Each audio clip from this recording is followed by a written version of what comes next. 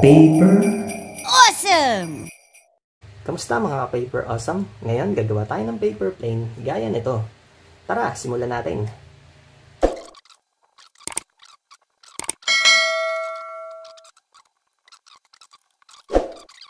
Una, dapat ang papel natin ay parehaba. Kahit anong sukat ng papel, basta parehaba, pwede yan. Rotate natin ang papel.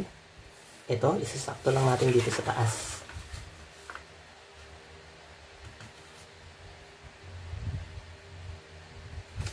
Tupiin natin, then balik natin sa dati. Ito, isasakto natin dito sa may fold na sa gitna.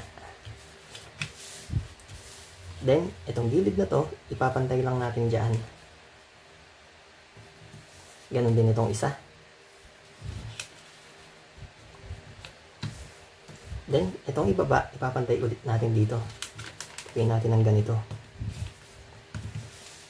Then, baligtarin natin ang papel. Itong side na to, isasakto lang natin sa kabilang side. Parang pinold lang natin siya sa kalahati.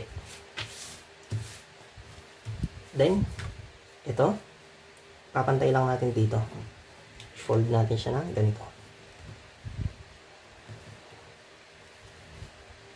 Yan. Then, balik natin sa dati. Sunod, iangat lang natin to. Tapos, tupiin natin siya ng ganito. Yan.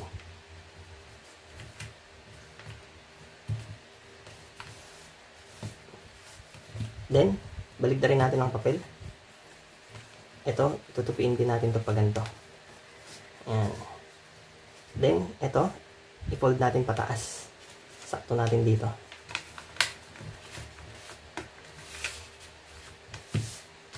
Ganon din sa kabilang side, baligtarin natin ang papel. Papantay lang natin dito. Yan. Then, i-open natin, hawakan natin dito. Yan na, tapos na ang ating paper plane. Ang galing, di ba? Kaya hanggang dito na lamang po. Hanggang sa muli. Paalam!